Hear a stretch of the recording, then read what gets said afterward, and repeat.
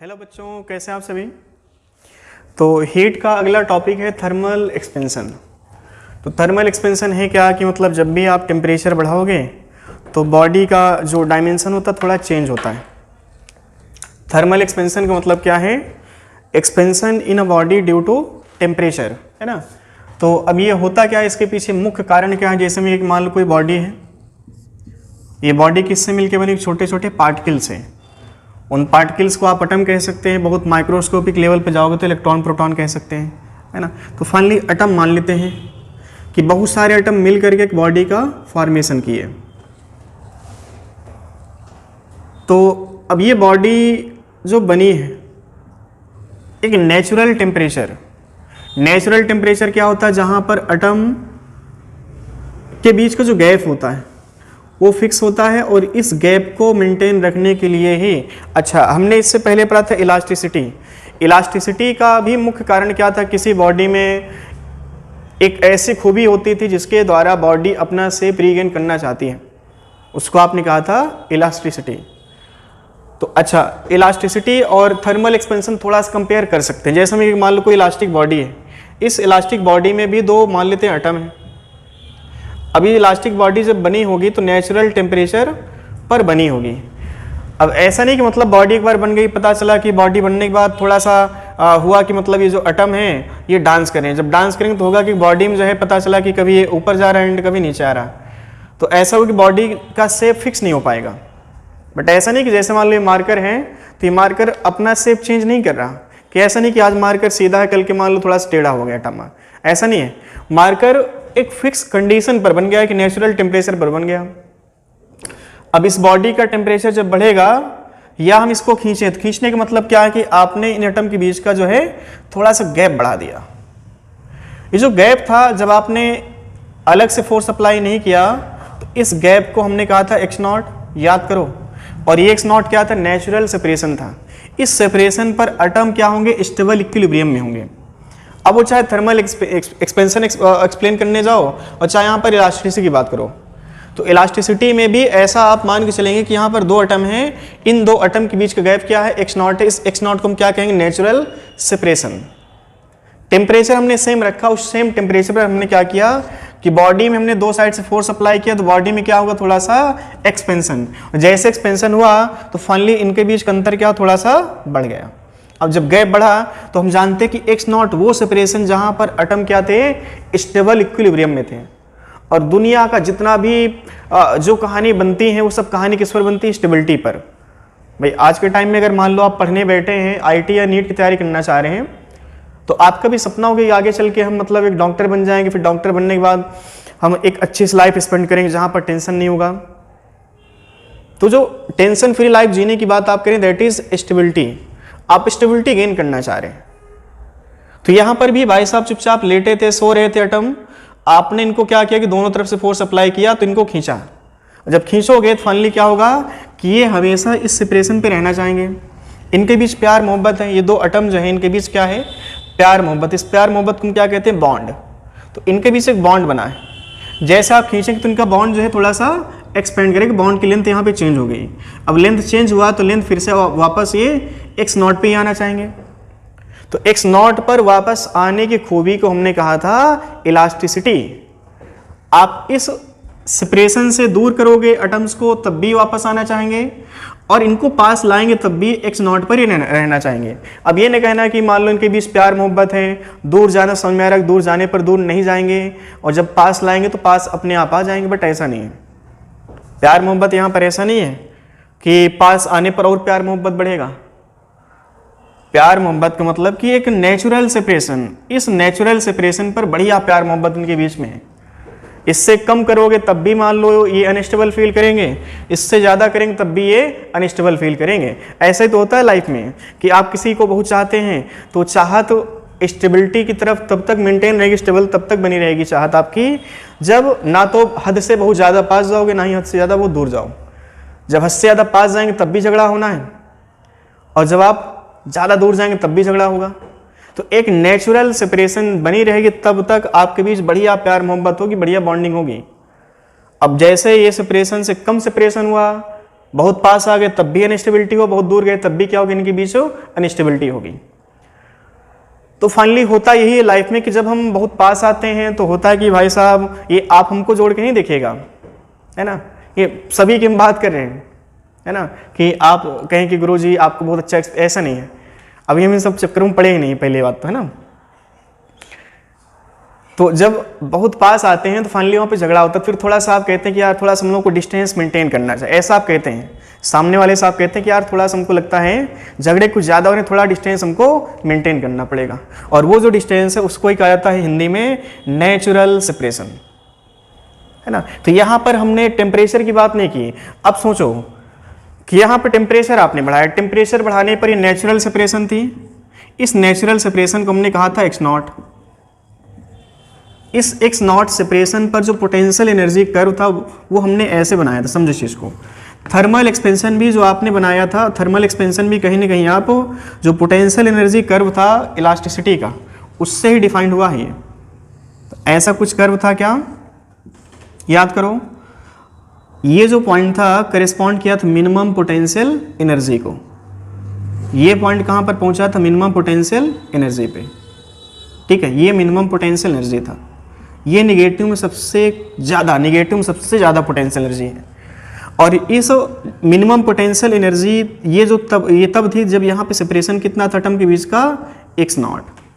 अब इससे कम सेपरेशन होगा, ज़्यादा पास आओगे पोटेंशियल एनर्जी थोड़ा सा बढ़ गई निगेटिव में, और निगेटिव थोड़ा सा कम हो गई, मतलब कि बढ़ रही ओवरऑल। और थोड़ा सा आप दूर जाएंगे तब भी क्या होगी, तो अब यही तो बोला ना कि आप ज़्यादा पास आओगे तब भी झगड़ा होगा, मतलब आप थोड़ा सा दूर जाना चाहोगे, दूर जाने का मतलब कि आप हमेशा एक्स नॉट ही मेंटेन रखना चाहते हो। तो जब आप टेम्परेचर बढ़ाओ, टेम्परेचर बढ़ाने पर भी ऐसा होता है कि जो एटम्स हैं इनको टेम्परेचर के साथ इनकी जो है वाइब्रेशनल काइनेटिक एनर्जी बढ़ती जाती है। अभी ये क्या थे, चुपचाप अपनी इनिशियल कंडीशन बैठे थे, मतलब ये वाइब्रेट नहीं कर रहे थे। जैसे आप इस बॉडी का टेम्परेचर बढ़ाओगे तो टेम्परेचर बढ़ाने पर होगा क्या कि इन एटम को क्या मिल गया होगा, vibrational kinetic energy. Vibrational energy, vibrational kinetic energy कह सकते हैं आप इसको, vibrational kinetic energy. Due to vibrational kinetic energy atoms oscillate about their mean position. Due to vibrational kinetic energy atoms vibrate about their mean position. तो ये इनका mean position है जहां पर एटम क्या थे, चुपचाप बैठे थे। जैसे टेम्परेचर बढ़ाया तो ये एटम क्या होंगे, ऐसे ऐसे इस पॉइंट के अबाउट क्या करेंगे, ऑसिलेट करेंगे ऐसे। ये एटम भी ऑसिलेट करेगा। तो रिजल्ट में क्या बना कि रिजल्ट में ये बना कि जब टेम्परेचर बढ़ाते चले गए तो फाइनली हुआ क्या कि एटम जो है वाइब्रेट करना शुरू किए, तो इनके बीच का थोड़ा सा गैप बढ़ जाएगा। अब वो जो गैप है वो कभी एक्स नॉट के बराबर नहीं हो पाएगा। एक टेम्परेचर बढ़ाने की बात हो रही, वहां पर तो इलास्टिसिटी वाली बात हम कर रहे थे ना, अब यहाँ टेम्परेचर बढ़ने की बात हो रही है। जब टेम्परेचर बढ़ा तो एक्स नॉट मेंटेन करना चाहेंगे, but due to vibrational kinetic energy जो एटम है वाइब्रेट करना शुरू किया अबाउट देयर मीन पोजीशन, तो ये जो सेपरेशन एक्स नॉट है हल्का सा एक्सपेंड कर गया, हल्का सा। अब ऐसे हर दो एटम के बीच का सेपरेशन थोड़ा थोड़ा बढ़ता चला गया, हर एटम के बीच का सेपरेशन थोड़ा थोड़ा बढ़ता चला गया। वही किस में कन्वर्ट हो गया कि इस बॉडी में इलोंगेशन आ गई, इस बॉडी में एक्सपेंशन आ गया नए वसन में। तो एक्सपेंशन इस बॉडी में आने का मुख्य कारण क्या है कि जो एटम थे टेम्परेचर बढ़ाने पर इनकी वाइब्रेशनल काइनेटिक एनर्जी बढ़ गई, और उस वाइब्रेशनल काइनेटिक एनर्जी से हुआ क्या कि एटम अपनी मीन पोजीशन के अबाउट ऑसिलेट करने लगे। तो फाइनली इनके बीच का जो गैप है थोड़ा सा बढ़ गया। अब ऐसे हर एटम के बीच का गैप बढ़ता चला गया, तो फाइनली हुआ क्या कि इस बॉडी में थोड़ा सा एक्सपेंशन आ गया। इसी को कहा जाता है थर्मल एक्सपेंशन। अब ये बात टेम्परेचर पर हुई थी, टेम्परेचर पर बात हुई थी कि यहाँ पर एटम के बीच गैप बढ़ा था, तो जो एक्सपेंशन बना ड्यू टू टेम्परेचर, इसको ही कहा गया थर्मल एक्सपेंशन। तो थर्मल एक्सपेंशन भी एक तरह से एनर्जी का जो कर्व था, पोटेंशियल एनर्जी या स्टेबिलिटी कर्व था, उससे हमने डिफाइन किया है। अब ये जो एक्सपेंशन है क्या हर एक मटेरियल में सेम होगा? एक्सपेंशन हर मटेरियल में क्या सेम होगा? ऐसा नहीं है भाई। हमने क्या बोला कि कुछ ऐसे कपल्स होंगे जो सबका डिस्टेंस फिक्स होगा ना। अब ऐसा तो है नहीं कि सबके लिए बिल्कुल सेम चीज़ होगी। कुछ ऐसे भी कपल होंगे जो कि मान लो एक भाई साहब मान लो दिल्ली हैं तो दूसरे भाई साहब मान लो कलकत्ता हैं, तो यहाँ पर ये दोनों स्टेबल हैं। अब स्टेबल क्यों है पता नहीं, है ना। अब वो स्टेबिलिटी कहीं और शायद स्टेबिलिटी गेन कर ली हो, है ना। तो मतलब कहने के सबके बीच का जो स्टेबिलिटी है, वो जो डिस्टेंस है वो अलग अलग है। तो चलिए हम कुछ एक्सपेरिमेंट करते हैं। जैसे हम एक मान लो हमारे पास दो तरह की रॉड है,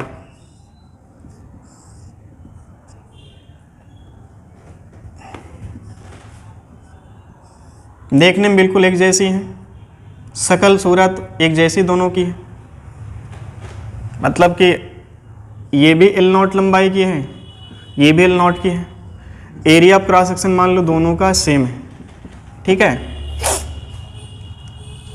अच्छा, इस बॉडी का इनिशियल टेम्परेचर था थीटा नॉट, इसका भी था थीटा नॉट।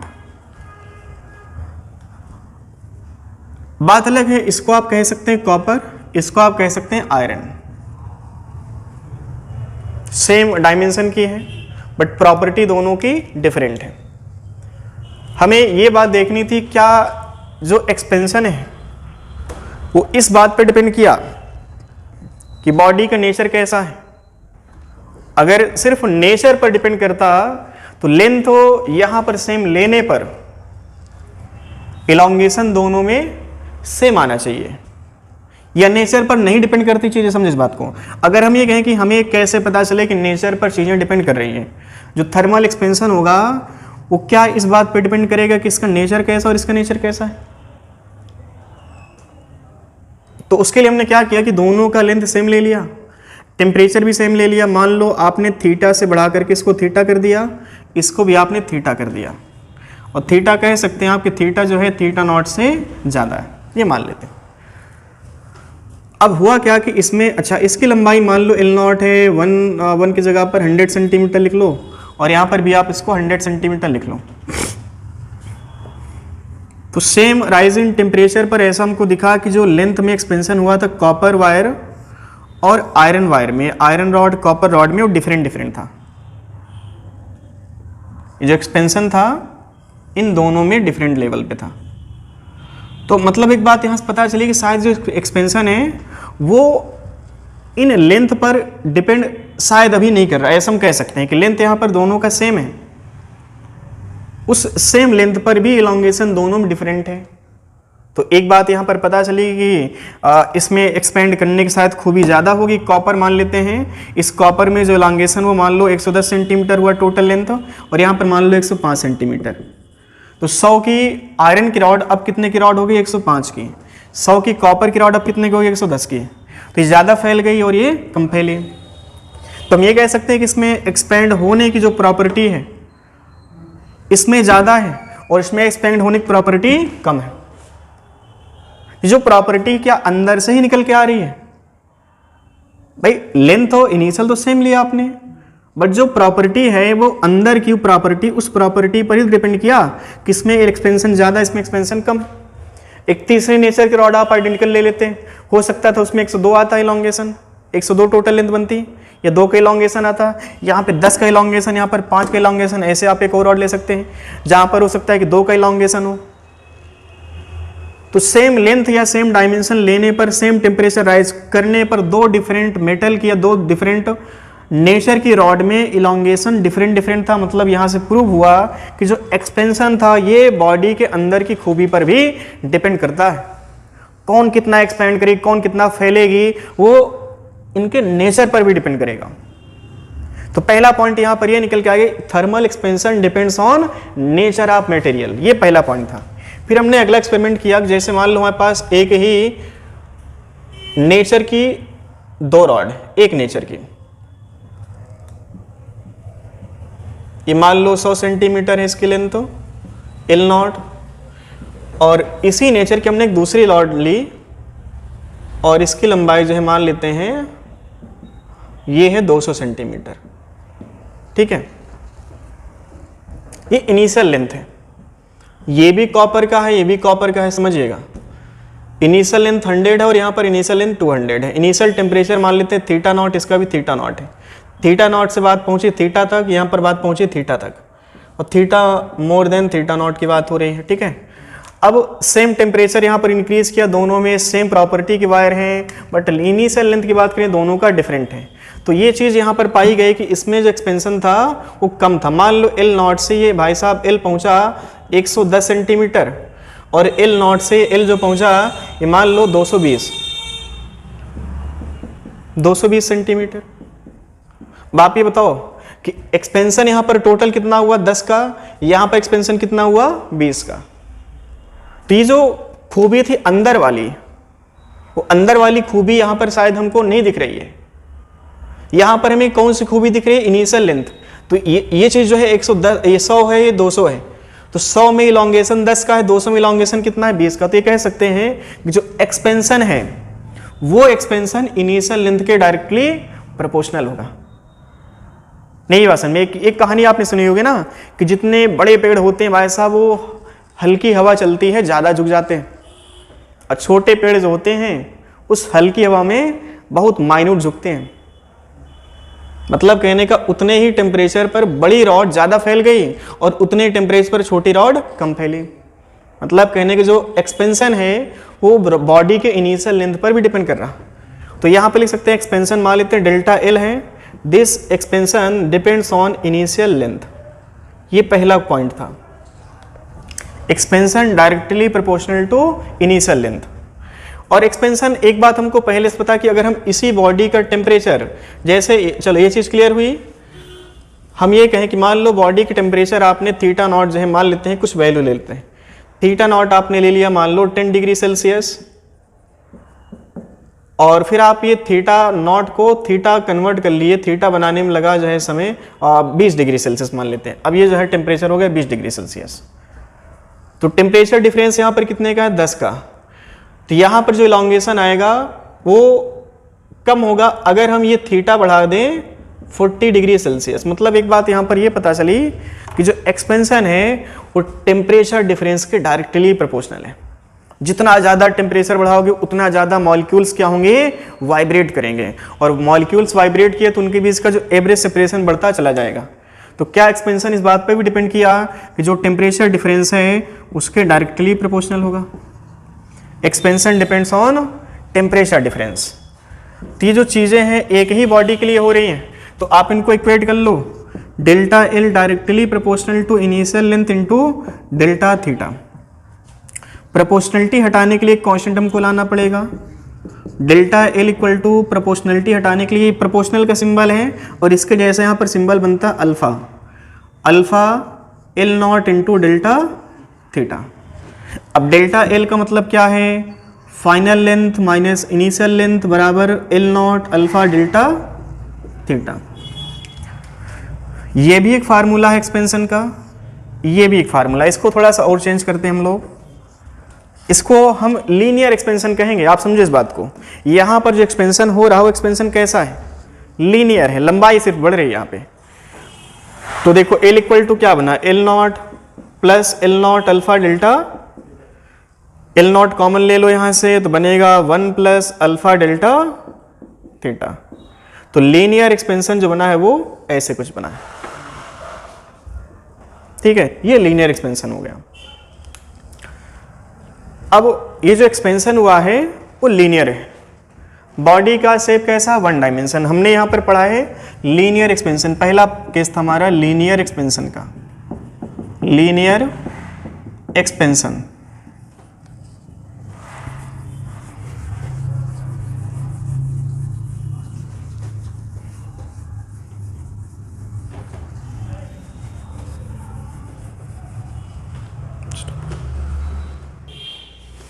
तो चलिए बच्चों, अगला टॉपिक हमारा एरियल एक्सपेंशन। एक्सपेंशन यहाँ पर हमने देखा 1 डायमेंशन था जिसको हमने कहा लीनियर एक्सपेंशन। अब बात हम लोग करने जा रहे हैं एरियल एक्सपेंशन की। मतलब यहाँ पर एरिया चेंज होगा। समझो कैसे? जैसे हमें कहें कि मान लो हमारे पास एक स्क्वायर शेप में कोई बॉडी है, स्क्वायर शेप में कोई एक बॉडी है, सॉलिड बॉडी मान लेते हैं। ये वाली लेंथ कह सकते हैं आप x नॉट, इसको आप कह सकते हैं y नॉट। इनिशियल जो एरिया बनेगा इसको आप कह लो a नॉट, और ये बात हो रही है थीटा नॉट पे। साला सारा कुछ नॉट नॉट आ गया, x not, a not, y not, theta naught. अब आप इस बॉडी का टेम्परेचर बढ़ाओ। जब टेम्परेचर बढ़ाओगे तो होगा क्या कि यहाँ पर एक्सपेंशन बॉडी में आएगा। अब वो एक्सपेंशन कैसा होगा उसको समझने के लिए थोड़ा सा आप दिखेगा।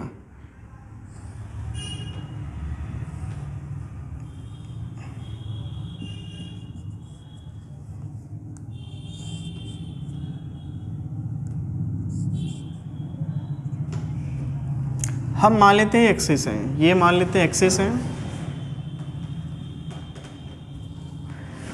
इस एक्सिस में जो लेंथ हो बन रहे इसको आपने कहा था x नॉट, है ना, इसको आपने कहा था x नॉट।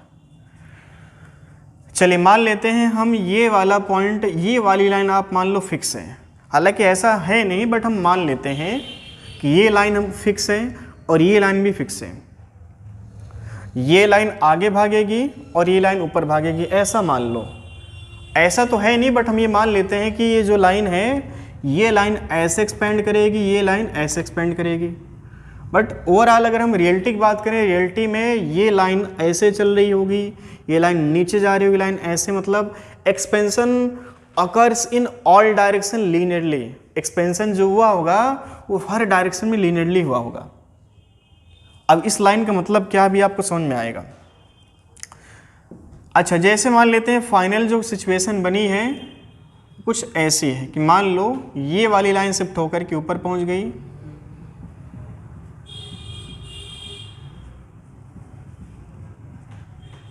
समझो। जैसे मान लो यहां पर कोई एक एटम है, ये दो एटम मान लो। अब ये दो एटम जब टेम्परेचर आप बढ़ाओगे तो होगा क्या कि ये एटम या तो ऐसे जाना चाहेगा, या तो ऐसे जाना चाहेगा, या तो ऐसे जाना चाहेगा, या तो ऐसे जाना चाहेगा। मतलब वाइब्रेशन जो होगा एक ही डायरेक्शन में होगा, ऐसे तो है नहीं कि हर तरफ भागेगा ये। बट ओवरऑल जो एक्सपेंशन बनेगा सभी मॉलिक्यूल का जो एक्सपेंशन, अच्छा एक मॉलिक्यूल एक ही लाइन पर वाइब्रेट करेगा, ऐसा नहीं कि मतलब ऐसे वाइब्रेट किया फिर ऐसे गया फिर ऐसे। ये एक फिक्स पॉइंट के अबाउट क्या करेगा, ऑसिलेट करेगा। तो अगर हम ये कहें कि मान लो ये वाला जो मॉलिक्यूल है भाई साहब, ये वाला मॉलिक्यूल इस लाइन पर ऐसे ऑसिलेट कर रहा है ऐसे, और ये वाला मॉलिक्यूल मान लो ये ऐसे ऑसिलेट कर रहा है।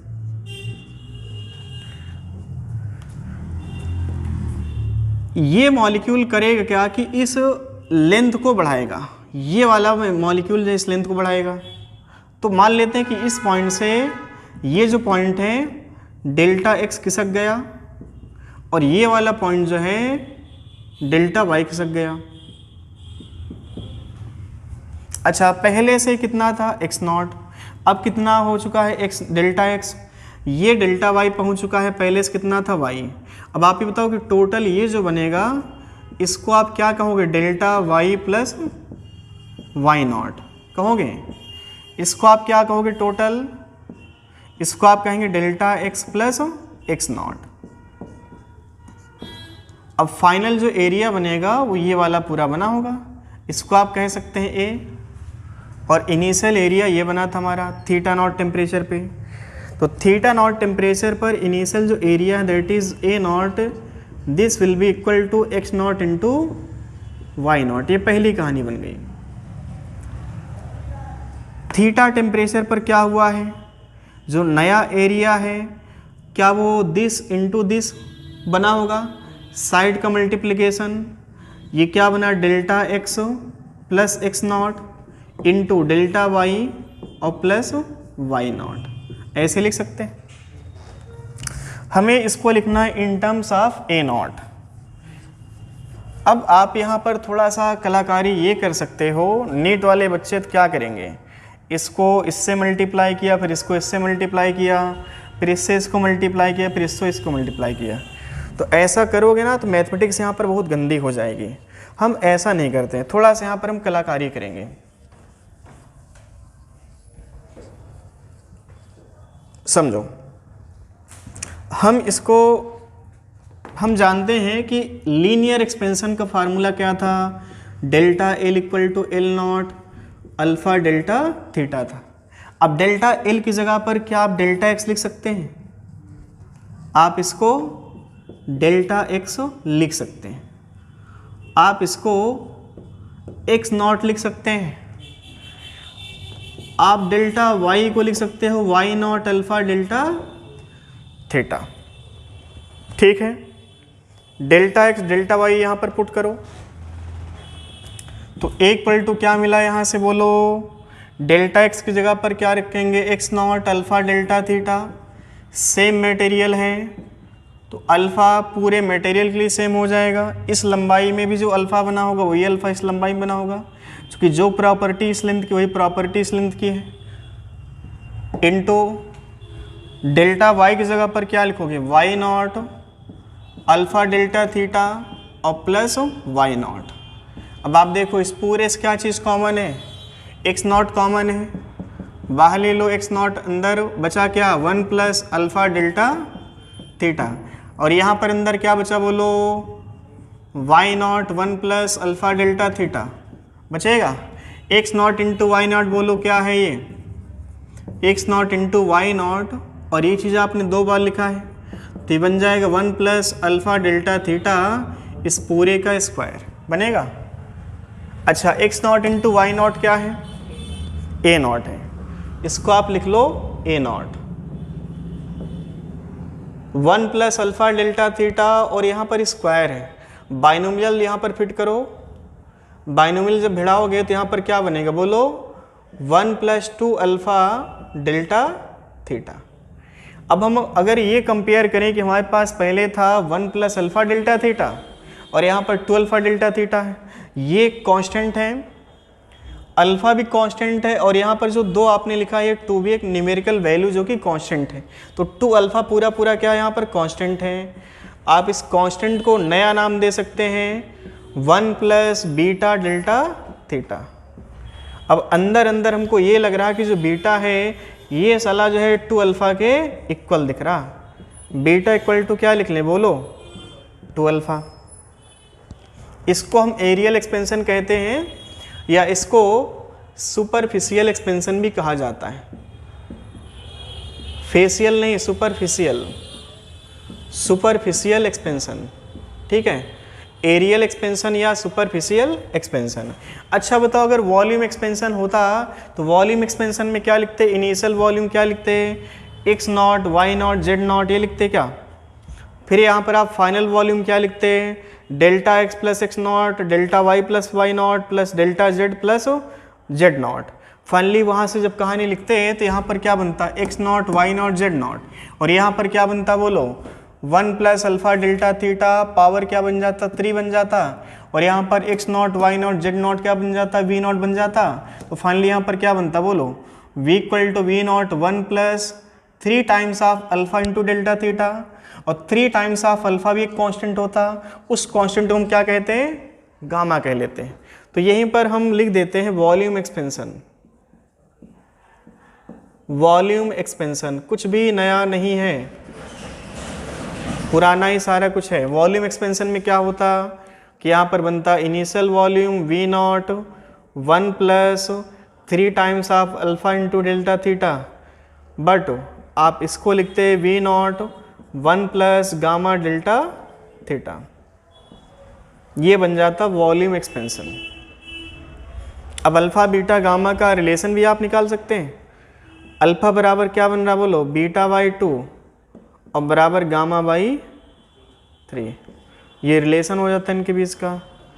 तो एक बार आप इसको देख लो अच्छे से, फिर हम कहानी को और गंभीर बनाते हैं। तो थर्मल एक्सपेंशन में हमने पढ़ा linear expansion, areal expansion and volume expansion, इतना ही किताब में आपको मिलेगा। अब कुछ बातें जैसे हम आईटी लेवल पर करें,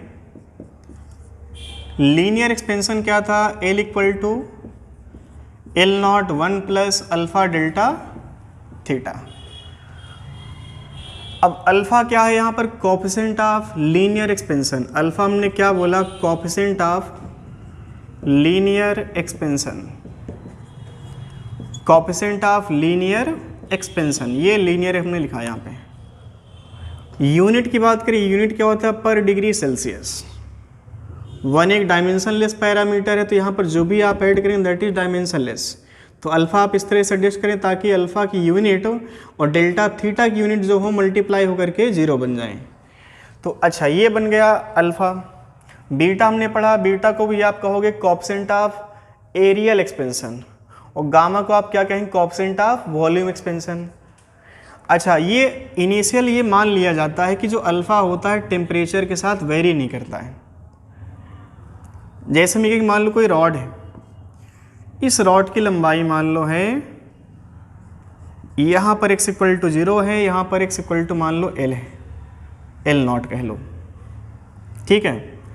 अब इस बॉडी का जो अल्फ़ा है वो कुछ ऐसा है कि इस लेंथ के लॉन्ग चलने पे अल्फ़ा जो है चेंज हो रहा। अब ये कहें कि अल्फ़ा जो है हमारा वो ax प्लस b दिया हुआ है, ax प्लस b दिया हुआ है।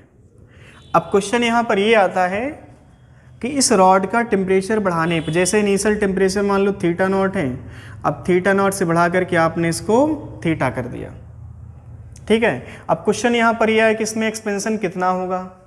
तो एक्सपेंशन तो आप डायरेक्ट निकाल सकते थे अगर अल्फ़ा यहाँ पर कांस्टेंट होता। अल्फ़ा कांस्टेंट होता तो डेल्टा एल इक्वल टू बनता L not alpha delta theta, expansion ये बन जाता। लेकिन अल्फ़ा ही यहाँ पर वेरी हो रहा, तो अल्फ़ा वेरी होने के मतलब कि एक्सपेंशन हर एक पीस में, हर एक पार्ट का जो एक्सपेंशन होगा वो अलग अलग होगा। और वो जो एक्सपेंशन है वो किस हिसाब से, जो अल्फ़ा किस बिहाफ पर वेरी कर रहा, on the basis of length.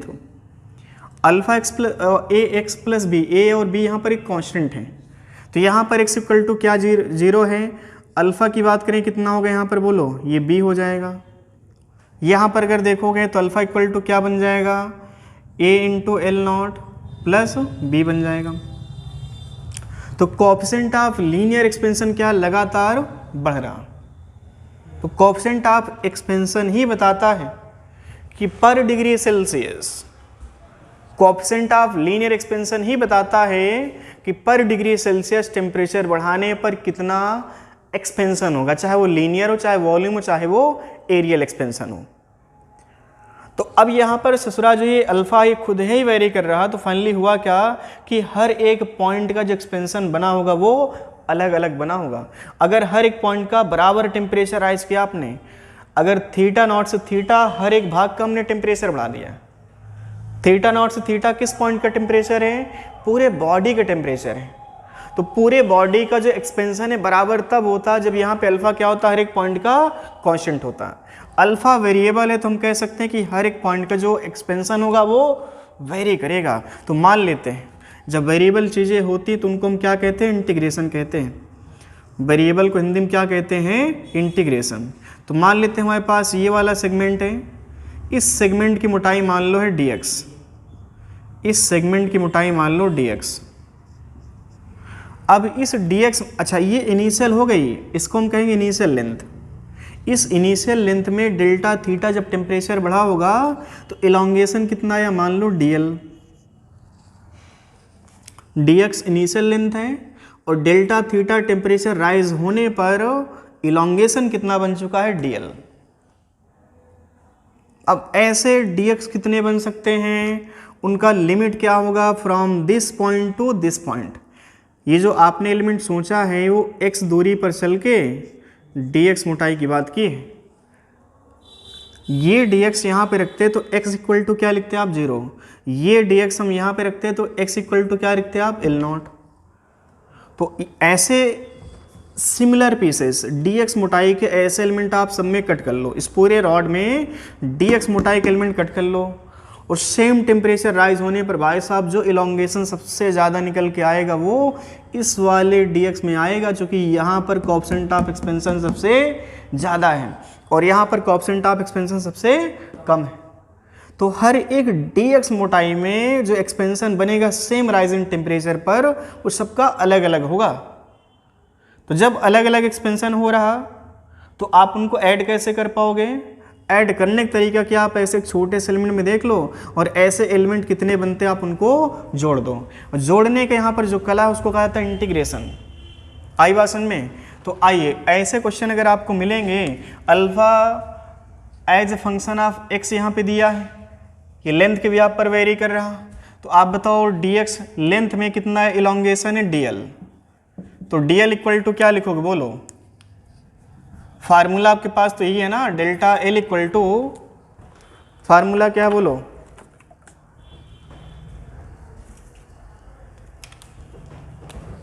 Formula यहाँ पे delta L equal to L not alpha delta theta, ये ओरिजिनल फार्मूला है हमारा। अभी टोटल इलोंगेशन है पूरी बॉडी का टोटल इलोंगेशन, लेकिन टोटल बॉडी में जो पूरा इलोंगेशन बन रहा वो पूरा इलोंगेशन इस यहाँ पर बना था कि अल्फा आपने कांस्टेंट समझा था, बट अल्फा यहाँ पर कांस्टेंट है क्या? अल्फा कांस्टेंट नहीं है। तो हम dl को यहाँ पर स्मॉल चेंज है तो आप इसको dl लिख लो। और इनिशियल लेंथ कितना है? dl किस लंबाई में है? dl कितनी लंबाई का इलोंगेशन है? dx लंबाई का। इनिशियल लेंथ dx है into alpha into delta theta. अब टेम्परेचर तो पूरी बॉडी की डेल्टा थीटा राइज हुआ है ना। अब देखो भाई साहब, अब देखो dl बराबर dx और अल्फा की जगह पर क्या लिखोगे? ax plus B into dx into delta theta. ठीक है, इस चीज़ को आप इंटीग्रेट कर लो। कहाँ से कहाँ तक इंटीग्रेट करोगे? 0 टू L नॉट। ठीक है, और यहाँ पर जो है टोटल इलोंगेशन dl का इंटीग्रेशन फाइनली डेल्टा L मान लो।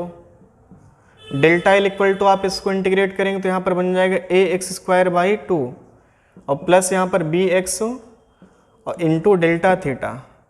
लिमिट आप रख लो यहाँ पे 0 टू L नॉट।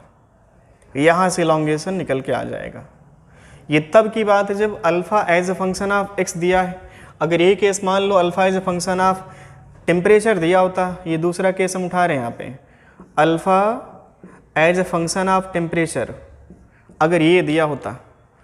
अब एज फंक्शन ऑफ टेम्परेचर का मतलब है कि जैसे मान लो यहाँ पर अल्फा इक्वल टू दिया है a इंटू थीटा और प्लस b दिया होता। अब टेम्परेचर अलग अलग मान लो राइज हो रहा, तो मतलब ये जो थीटा है, ये जो अल्फा है वो थीटा पर डिपेंडेंट पैरामीटर हो गया। अब इसके भी यहाँ पर इलोंगेशन कैसा होगा?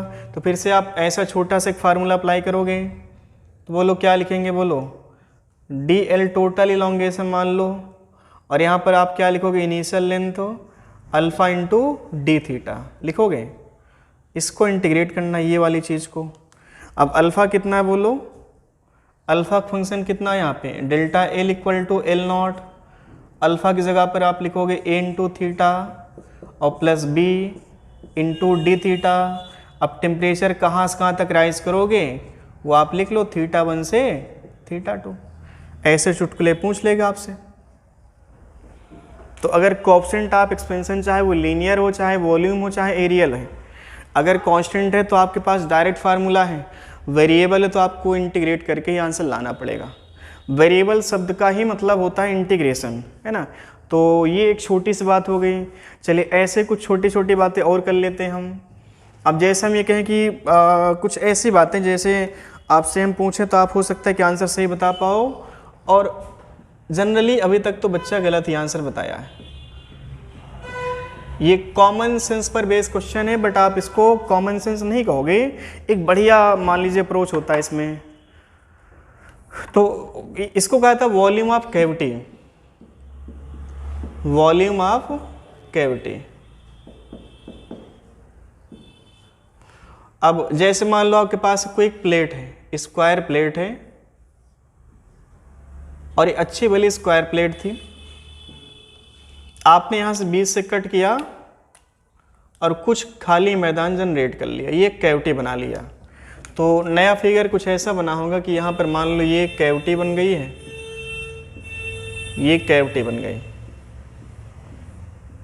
तो क्वेश्चन यहाँ पर ये बनता है कि जब हम टेम्परेचर बढ़ाएंगे इस वाली बॉडी का, समझ में आ रही बात ना, यहाँ पर ये कैविटी नहीं थी और हम मान लेते कि हमने यहाँ से जो ब्लू वाला पार्ट है यहाँ से मैदान हमने साफ कर दिया, ठीक है। अब यहाँ पर एक कैविटी बन गई है। तो क्वेश्चन यहाँ पर ये बनता है कि टेम्परेचर बढ़ाने पे कैविटी का क्या होगा, कैविटी का क्या होगा, मतलब कैविटी के साथ क्या होगा। क्या होने का मतलब कि कैविटी का साइज घटेगा, कैविटी का साइज बढ़ेगा, कैविटी का साइज अनचेंज रहेगा। तो क्वेश्चन यहाँ पर ये कि टेम्परेचर बढ़ाने पर कैविटी का क्या होगा। कैविटी का मतलब कि कैविटी के साइज का क्या होगा, कैविटी का साइज घटेगा या बढ़ेगा। तो 1 मिनट आप सोचिए, फिर आप आंसर दीजिए। चलिए आपने सोच लिया होगा, तो ऑप्शन अगर आपको हम दें कि कैविटी का साइज जो है बढ़ेगा, कैविटी का साइज क्या है बढ़ेगा, दूसरा ऑप्शन मान लो जो है ये पहला ऑप्शन मान लो, और दूसरा ऑप्शन है कैविटी साइज मान लो घटा, और तीसरा ऑप्शन कैविटी साइज अनचेंज है। तो आप बताओ आंसर क्या टिक करोगे? आप लोगों का आंसर हो सकता है कैविटी साइज घटेगा, ये आप लोग हो सकता है कि आंसर दें।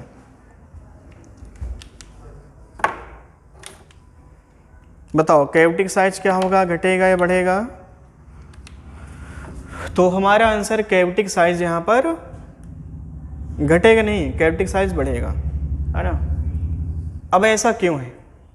आप में से बहुत सारे बच्चों को ये लगता होगा कि जब वो मैटर एक्सपेंड करेगा तो मैटर एक्सपेंड होने के बाद ये जो कैविटी का साइज है, कैविटी अंदर दब जाएगी, ये बाहर वाला भाग अंदर घुसेगा, तो ऐसा लग रहा है कैविटी जो है थोड़ा सा सिकुड़ जाएगी, बट ऐसा नहीं है। एक बात हमको पता है कि टेम्परेचर बढ़ाने पर मैटर में 2 पॉइंट आप चूज कर लो, मटेरियल में 2 पॉइंट आप चूज कर लो, कहीं भी चूज कर लो। हम ये कहें कि मान लो इस मटेरियल के अंदर ये पॉइंट है एक ठो और एक पॉइंट ये है। जब टेम्परेचर आप बढ़ाओगे तो टेम्परेचर बढ़ाने पर होगा क्या कि इनके बीच का गैप गारंटीड क्या होगा, बढ़ेगा। एक बात आप फिक्स कर लो, टेम्परेचर बढ़ाने पर बॉडी पर जो 2 पॉइंट आपने बना लिए उन 2 पॉइंट के बीच का जो गैप है टेम्परेचर बढ़ने पर वो बढ़ेगा। अब वो पॉइंट कहीं पर भी आप बना लो, हमने कैविटी के अंदर बना लिया तो जो पॉइंट है इनके बीच का गैप क्या होगा, बढ़ेगा। जब गैप बढ़ा तो इमेजिन करो कि अगर साइज कम होता तो इनके बीच का गैप क्या होता, कम हो जाता। कॉन्सेप्ट क्या कहता है कि मैटर में कहीं पर भी 2 पॉइंट आप चूज कर लो, उन 2 पॉइंट के बीच का गैप हमेशा टेम्परेचर बढ़ाने पर बढ़ेगा। तो कैविटी साइज यहाँ पर क्या होगा, कैविटी साइज यहाँ पर बढ़ेगा। आप ये समझो कि मैटर में जो पॉइंट होते हैं वो पॉइंट हर डायरेक्शन में लीनियरली एक्सपेंड होते हैं।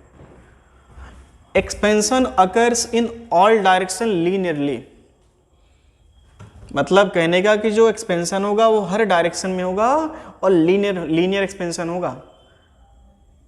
आप 2D शेप की बॉडी ले रहे हैं फिर भी यहां पर एक्सपेंशन आप क्या मान के चलोगे, लीनियर वाला एक्सपेंशन मान के चलोगे। कोई सा भी केस आएगा आप समझो, चाहे 1D 2D 3D किसी भी शेप की बॉडी होगी, आप एक्सपेंशन ये मान के चलोगे कि यहाँ पे लीनियर मान के आप पढ़ोगे इसको। और लीनियर मान के पढ़ने का मतलब कि कहीं पर भी आप आंख बंद करके मैटर में 2 पॉइंट चूज कर लो, उन 2 पॉइंट के बीच का गैप टेम्परेचर बढ़ाने पर हमेशा बढ़ना है। तो ये पहला केस हमारे थे कि कैविटी साइज घटेगा या बढ़ेगा, तो आंसर हमारा कैविटी साइज बढ़ेगा। अब इसको पता करने का एक आपके पास और तरीका है। जहाँ पर कैविटी बना करके हमको दिया है, हम एक काम करें कि यहाँ पर हम एक मैटर भर देते हैं, कुछ पदार्थ हमने भर दिया। अब ये डिफरेंट नेचर का भी हो सकता है, सेम नेचर का भी हो सकता है। अब आप ये समझो, इस बॉडी को अगर हम कंप्लीट मानते तो कंप्लीट बॉडी मानने पर इसका जो साइज है वो क्या होता है, एक्सपेंड होता। जहां पर खाली स्पेस है वहां पर हमने क्या किया, हमने कुछ मैटर भर दिया। और जब मैटर भरोगे तो जो मैटर यहां पर भरा उस मैटर में भी तो एक्सपेंशन होगा। बॉडी का शेप कैसा है, एक्सपेंशन इस बात पर डिपेंड नहीं कर रहा। एक्सपेंशन तो होना ही होना है, चाहे यहां पर अंदर स्क्वायर शेप के अंदर एक सर्कुलर पार्ट इंटर करवा दो और चाहे इसको आप एक मान लो स्क्वायर शेप में कट किए होते। तो कुल मिला के हमारे कहने का मतलब ये कि ये जो अंदर मैटर आपने भरा है, जब टेम्परेचर बढ़ाओगे तो बाहर वाला मैटर भी एक्सपेंड होगा और अंदर वाला भी एक्सपेंड होगा। ऐसा कभी नहीं होगा कि गुरुजी बाहर वाला एक्सपेंड हुआ लेकिन अंदर वाला कॉन्ट्रैक्ट हुआ, ऐसा नहीं है। अंदर वाला भी एक्सपेंड करेगा, बाहर वाला भी एक्सपेंड होगा। तो फाइनली अंदर वाले मैटर में कितना एक्सपेंशन होगा, वो एक्सपेंशन जो बनेगा वो उतना ही एक्सपेंशन होगा जितना कि कैविटी में एक्सपेंशन होता। तो कैविटी का साइज कितना बढ़ेगा, इसको कैलकुलेट करने का एक सबसे अच्छा तरीका है कि जहां पर मैटर खाली था वहां पर मैटर भरो और मैटर में जो एक्सपेंशन बनेगा वही एक्सपेंशन किस में बनेगा, कैविटी में। तो मान लो जो अंदर मैटर आपने भरा आपने, इसकी रेडियस आप मेजर कर लीजिए। हम मान लो कि हमने जो मैटर भरा है उसकी जो रेडियस है वो है R0। जब आप अंदर भरें तो R0 रेडियस जो है एक तरह से क्या है, इस कैविटी की रेडियस है भाई साहब। जो अंदर मैटर भरोगे उसकी रेडियस कितना होगी, ठीक R0 के इक्वल होगी। और जब टेम्परेचर बढ़ाओगे तो R0 एक रेडियस है, अगर हम इसको डायमीटर कह लेते तो डायमीटर क्या एक लंबाई हो गई, ये 1 डायमेंशन हो गया, और डायमीटर में एक्सपेंशन कितना होता, that is L equal to L0 1 plus alpha delta theta. L equal to L0 bracket में 1 प्लस अल्फा डेल्टा थीटा ही तो बनता, ये लंबाई में तो एक्सपेंशन होगा, ये डायमीटर एक्सपेंड हुआ तो डायमीटर या रेडियस कितना एक्सपेंड होगी, नई रेडियस मान लो थीटा टेम्परेचर पर बनती R equal to R0 1 plus alpha delta theta.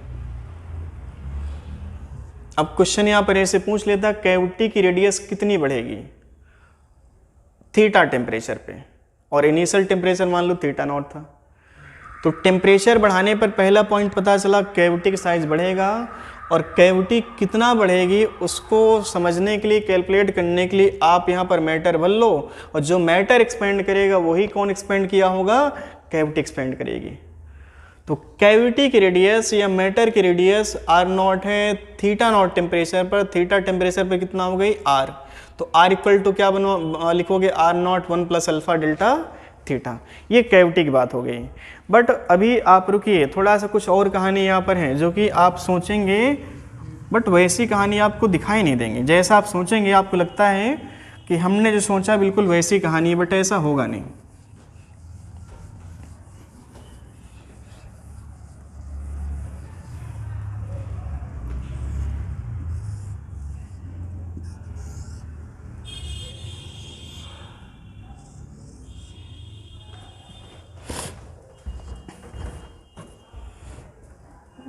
आप कहो गुरुजी एक कैविटी संभाल नहीं पा रहे थे, आप 2-2 कैविटी बना दिए।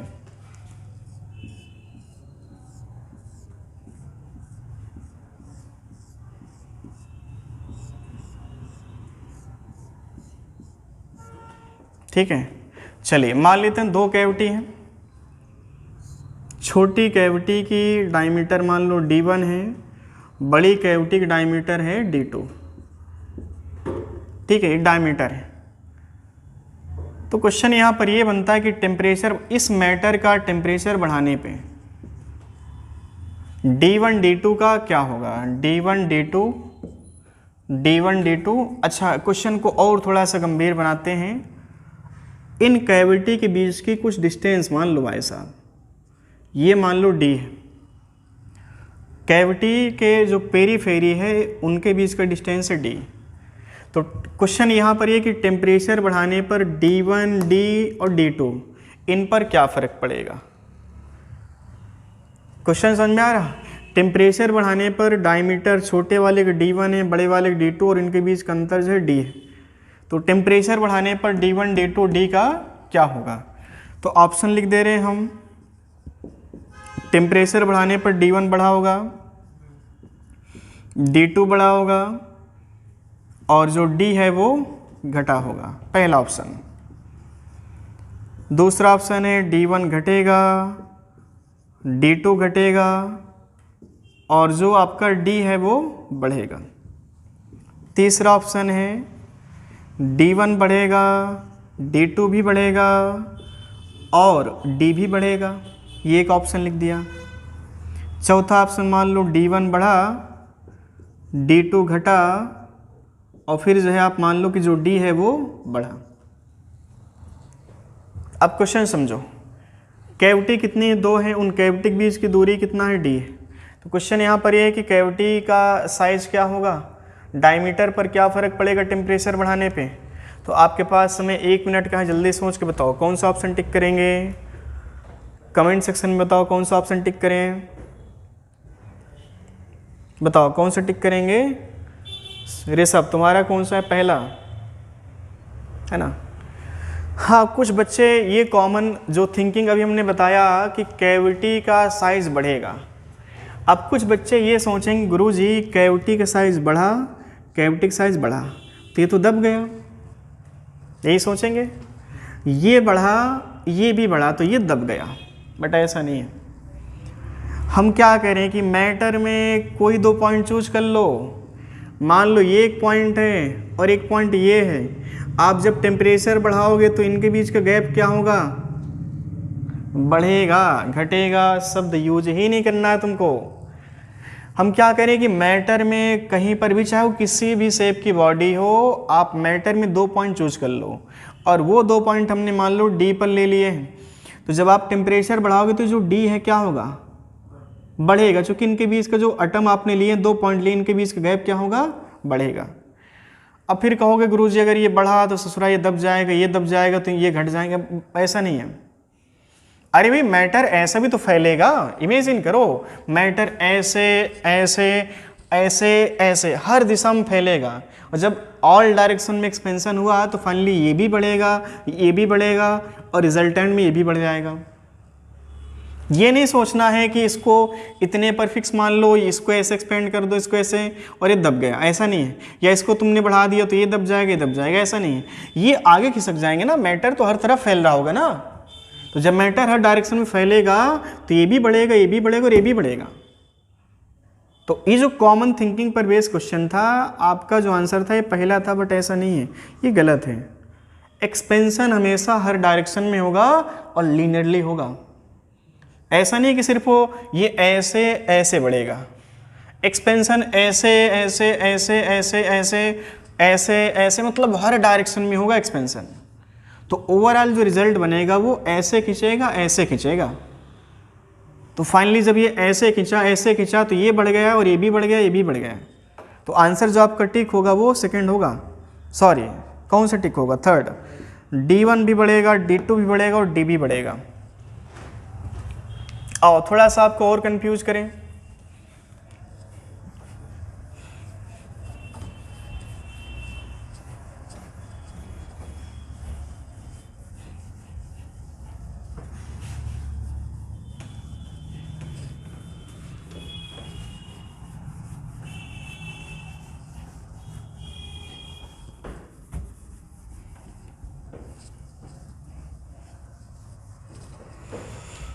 चलो ये चीज़ समझ में आई होगी। आइए आपको थोड़ा सा और बेवकूफ़ बनाया जाए।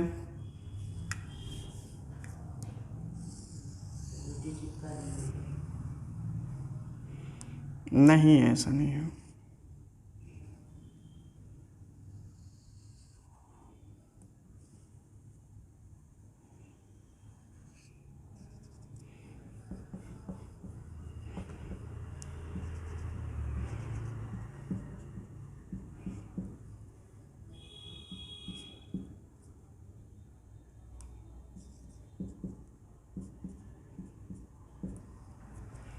अब समझिए,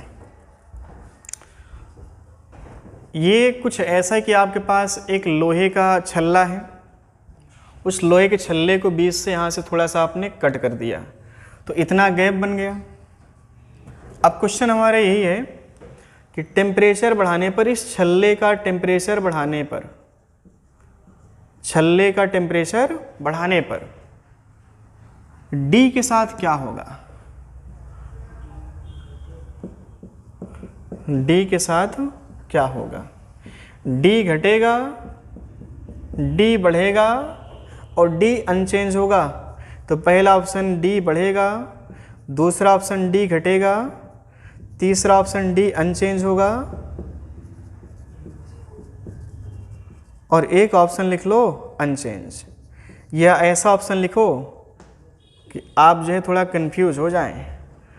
हम लिखेंगे डाटा इनसफिशिएंट। बच्चा कहेगा एग्जामिनर ने कुछ डाटा दिया ही नहीं है, तो आंसर हमारा डाटा इनसफिशिएंट होगा, बट ऐसा नहीं है। ऑप्शन इनमें से कोई एक सही है, 3 में से, ऊपर के 3 में से कोई एक ऑप्शन सही है। आप ये सोचो, टेम्परेचर बढ़ाने पर एक्सपेंशन हर डायरेक्शन में होता है और लीनियरली एक्सपेंशन होता है।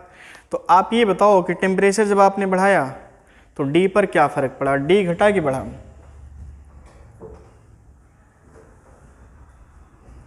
बताओ, कमेंट सेक्शन में बताओ आंसर क्या है आप लोगों का। भाई साहब, D घटेगा या D बढ़ेगा, बोलो जल्दी से। D क्या होगा, ऋषभ का आंसर आ रहा D घटेगा। मतलब कहने का कि यहाँ पर भी आप लोग कॉमन सेंस की बात कर रहे हैं, बट वो सेंस नहीं, नॉनसेंस वाली बात होती है। समझो, आपका मतलब है कि ये जो पॉइंट हैं, ये 2 पॉइंट हैं, जब टेम्परेचर बढ़ाएंगे तो इनके बीच का गैप क्या होगा? आप लगता क्या है कि एक्सपेंशन ऐसे हुआ है क्या? आप लोगों का जो आंसर बन रहा है कि डी घटेगा, डी घटने का मतलब कि आप एक्सपेंशन ऐसे दिखा रहे हो, बट एक्सपेंशन ऐसे थोड़ी ना होगा। हम कह रहे हैं कि expansion occurs in all direction linearly. Expansion जो बनेगा भाई साहब वो ऐसे ना हो करके वो ऐसे होगा। एक्सपेंशन ऐसे ऐसे हर डायरेक्शन में होगा। इमेजिन करो कि एक्सपेंशन ऐसे सिर्फ नहीं होगा, एक्सपेंशन जो होगा वो हर डायरेक्शन में ऐसे होगा, ऐसे। तो फाइनली हुआ क्या कि जब एक्सपेंशन ऐसे बना तो ये जो गैप है भाई साहब बढ़ जाएगा। एक पॉइंट आप याद रखो, कॉमन सेंस की अगर हम बात करें तो आप 2 पॉइंट चूज कर लो और टेम्परेचर बढ़ाने पर उन 2 पॉइंट के बीच का जो गैप होगा हमेशा बढ़ेगा। तो यहाँ पर भी आंसर जो डी है वो बढ़ेगा, घटेगा नहीं। ये जो 2 पॉइंट आपने सोचे हैं, जब टेम्परेचर बढ़ाओगे तो जो पॉइंट है इनके बीच का अंतर क्या होगा? बढ़ेगा, वो घटेगा नहीं। आई बात समझ में? तो यहाँ पर भी जो गैप है वो बढ़ेगा, घटेगा नहीं। थोड़ा सा आपको और कंफ्यूज किया जाए,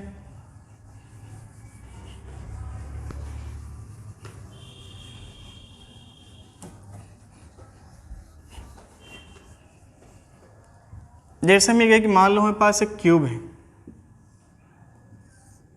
एक क्यूब है,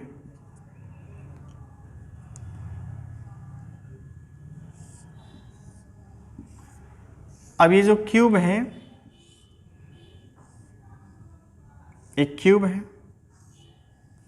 ठीक है, क्यूब है ये। एक क्यूब और बना लो, ये भी एक क्यूब है। थोड़ा सा अंतर तो होगा कि दोनों क्यूब है। अंतर यहां पर ये है, ये हॉलो क्यूब है और ये सॉलिड क्यूब है। हॉलो क्यूब भी साइड जो बनेगी इसकी, हॉलो क्यूब ऑफ साइड ए, और यहां पर भी जो साइड है इसकी वो ए दिया है। अगर सॉलिड है तो यहां पर ए क्यूब वॉल्यूम में मास ज़्यादा होगा। ये एक ढांचा बन गया, हॉलो का मतलब एक ढांचा बन गया, अंदर कुछ है ही नहीं। इमेजिन कर पा रहे हो? आप इसको ऐसा समझो कि एक वायर का फ्रेम है स्क्वायर शेप में और आपके पास एक स्क्वायर प्लेट है। दोनों का जो डायमेंशन है वो डायमेंशन सेम है, बट मास की बात करें, मास दोनों क्या होगा? डिफरेंट होगा। आप इसको समझो ऐसे, ये एक वायर का फ्रेम है,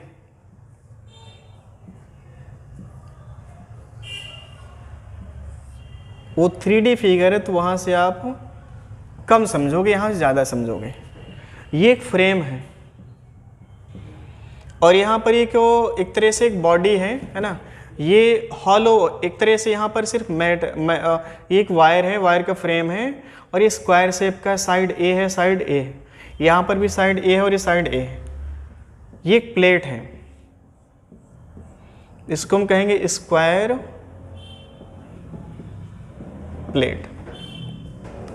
इस पूरे में मैटर है और यहाँ पर खाली मैदान है। तो क्वेश्चन यहाँ पर, जैसे ये सॉलिड क्यूब है, ये सॉलिड क्यूब है और ये हॉलो क्यूब, मतलब कि आपने तार से ही जोड़ करके एक ढांचा तैयार कर दिया और यहाँ पर आपने ऐसा मैटर लिया कि उस मैटर से जो है ये सॉलिड बन गया। अब क्वेश्चन यहाँ पर ये है, मासेस की बात करें तो मासेस दोनों का डिफरेंट होगा। ये m1 मास, यहाँ पर मान लो m2 मास है। अच्छा, इनिशियल वॉल्यूम की बात करें तो इनिशियल वॉल्यूम इसका V0 होगा, इसका भी बोलो वॉल्यूम तो कोई चेंज होगा नहीं। और बात यहाँ पर थीटा नॉट की थी, यहाँ पर भी थीटा नॉट की है।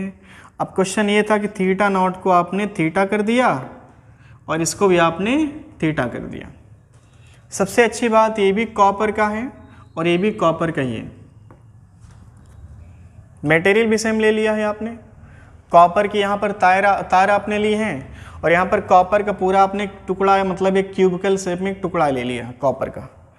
तो क्वेश्चन यहाँ पर ये कि थीटा नॉट से थीटा यहाँ पर टेम्परेचर बढ़ा, थीटा यहाँ पर बढ़ा, तो थीटा पर जो वॉल्यूम बना बॉडी का, वॉल्यूम जो बना V1 बना और इसका वॉल्यूम बना है V2। तो क्वेश्चन यहाँ पर ये है कि एक्सपेंशन इन दोनों में सेम होगा थीटा टेम्परेचर पर या डिफरेंट होगा। टेम्परेचर बढ़ाने पर, सेम टेम्परेचर बढ़ाया आपने, तो टेम्परेचर बढ़ाने पर जो वॉल्यूम है, इन वॉल्यूम का रिलेशन क्या होगा, V1 बराबर V2 होगा। दूसरा option V1 less than V2 होगा। तीसरा option V1 more than V2 होगा। और चौथा ऑप्शन लिख लो नन ऑफ दिस। ऐसे यहाँ पर भी आप लिख सकते थे, इनिशियल एरिया मान लो दोनों का सेम है A0 और ये बात थीटा नॉट पर हो रही थी, ये बात भी थीटा नॉट पर, थीटा नॉट से पहुंची बात थीटा, यहाँ पर भी थीटा नॉट से बात पहुंची थीटा। तो क्वेश्चन यहाँ पर ये था कि थीटा टेम्परेचर पर एरिया हो गया A1 लिख लो इसको और इसको लिख लो A2। तो यहाँ पर भी सेम कंडीशन, सेम क्वेश्चन है, बस है क्या कि उसमें जो है वॉल्यूम और यहाँ पर एरिया है। बताओ ऋषभ क्या लिखोगे आंसर इसका? एक्सपेंशन किस में ज़्यादा होगा? हॉलो वाले में एक्सपेंशन ज़्यादा होगा। अच्छा, जो बच्चे यहाँ पर थोड़ा ठीक ठाक लेवल के हैं वो सोच के बताएं कमेंट सेक्शन में आंसर क्या बन रहा आपका। V1 more than V2। भाई साहब आंसर आज भी V1 बराबर V2 होगा, V1 बराबर V2 होगा। कैसे समझो, इनिशियल एरिया दोनों का सेम है, ये स्क्वायर प्लेट है। स्क्वायर प्लेट कैसे बनी होगी? स्क्वायर प्लेट को अगर हम देखें तो स्क्वायर प्लेट एक तरह से इनफाइनाइट नंबर ऑफ छोटी छोटी square plate, square plate is made up of infinite number of छोटी छोटी स्क्वायर प्लेट। ऐसे ये गैप यहाँ पर है बट गैप है नहीं, हम ऐसे बना लेते हैं। ये ऐसी छोटी छोटी बहुत सारी स्क्वायर प्लेट से मिल करके एक बड़ी स्क्वायर प्लेट आपने बनाई होगी, ठीक है। यहाँ पर अनंत स्क्वायर प्लेट है, अनंत स्क्वायर फ्रेम है, यहाँ पर infinite number of square frame, यहाँ पर सिंगल स्क्वायर फ्रेम है। यहाँ पर अगर आप देखोगे तो यहाँ पर ये किससे मिलके बना होगा?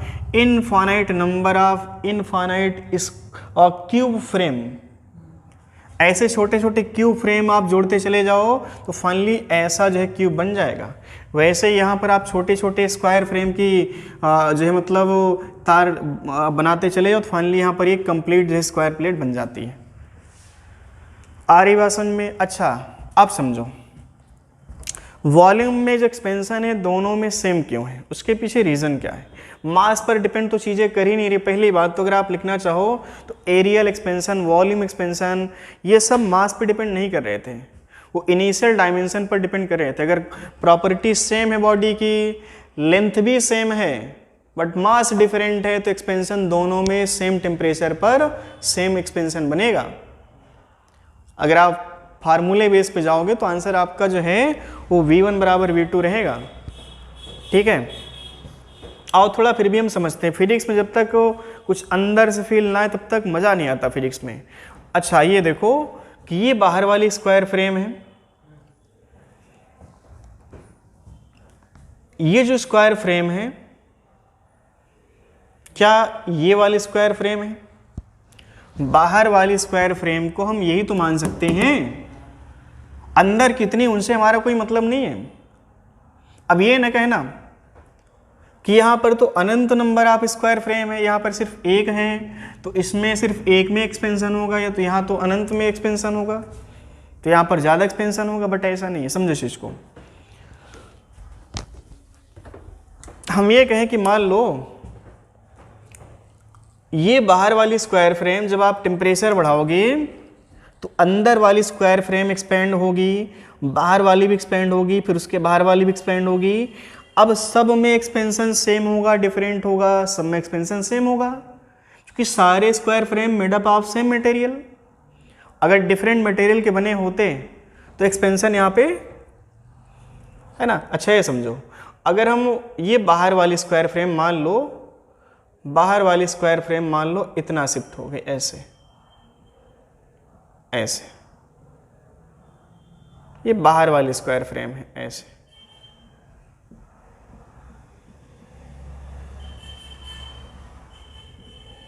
ठीक है। अच्छा ये जो आखिरी वाली स्क्वायर फ्रेम है, ये जो पहली एक ही तो स्क्वायर फ्रेम है यहाँ पर, ये पहली स्क्वायर फ्रेम कहो चाहे इसको आखिरी कहो, और हम अंदर वाली पहली कह लें तो ये बाहर वाली सबसे आखिरी हो गई। अंदर वाली पहली और बाहर वाली सबसे आखिरी हो गई। अंदर वाली पहली और बाहर वाली सबसे आखिरी। आई बात समझ में? बाहर वाली और अंदर वाली, एक घर वाली और बाहर वाली ऐसा कुछ होता है ना, वैसे कि अंदर वाली और ये सबसे बाहर वाली, ये तो सिर्फ एक ही है। अब ये समझो कि जो ये बाहर वाली फ्रेम है, जितना एक्सपेंशन इसमें होगा उतना ही एक्सपेंशन इसमें होगा, क्योंकि बाहर वाली फ्रेम को अगर हम एक जैसे मान लेते हैं, ये भी कॉपर की ये भी कॉपर की फॉर एग्जांपल, तो जितना एक्सपेंशन इसमें हुआ होगा उतना एक्सपेंशन इसमें हुआ होगा। अब जितना ये वाली फ्रेम आगे शिफ्ट होगी उतना ही अंदर वाली शिफ्ट होगी। सब में इक्वल शिफ्टिंग होगा ऐसा नहीं है। अगर ऐसा नहीं हुआ तो होगा क्या कि जो infinite number of square frame बने थे, पता चला अंदर वाली जो है कम एक्सपेंड हुई तो अंदर ही रहेगी, बाहर वाली ज़्यादा एक्सपेंड की तो पता चला कि अंदर वाली जो है छूट गई। बट ऐसा नहीं होगा। तो ये मतलब बात पता चल रही कि जो ये बाहर वाली स्क्वायर फ्रेम जितना एक्सपेंशन इसमें होगा उतना ही शिफ्ट होंगी, सभी फ्रेम उतना ही आगे शिफ्ट होंगी, और जितना एक्सपेंशन इस वाले फ्रेम का आखिरी फ्रेम एक्सपेंड हुआ है उतना ही एक्सपेंशन यहाँ पर एक्सपेंशन हुआ होगा, उतना ही एक्सपेंशन इस वाले फ्रेम में हुआ होगा। तो कहने का मतलब कि दोनों केस में एक्सपेंशन क्या है, इक्वल है। और एक्सपेंशन पहली बात तो मास पर डिपेंड किया ही नहीं है। एक्सपेंशन सिर्फ किस बात पर डिपेंड किया था, nature of material, initial length, initial area, initial volume, या तो फिर डिपेंड किया था टेम्परेचर डिफरेंस पे। और टेम्परेचर आप दोनों का बराबर इंक्रीज कर रहे हो तो फाइनली यहाँ पर एक्सपेंशन दोनों फ्रेम में इक्वल होगा। तो यहाँ पर भी जो फाइनल एरिया बनेगा इसका और इसका जो है टेम्परेचर बढ़ाने पर बराबर बनेगा। आई बात समझ में? ऐसी और भी बातें हैं तो उनको भी हम कवर कर लें।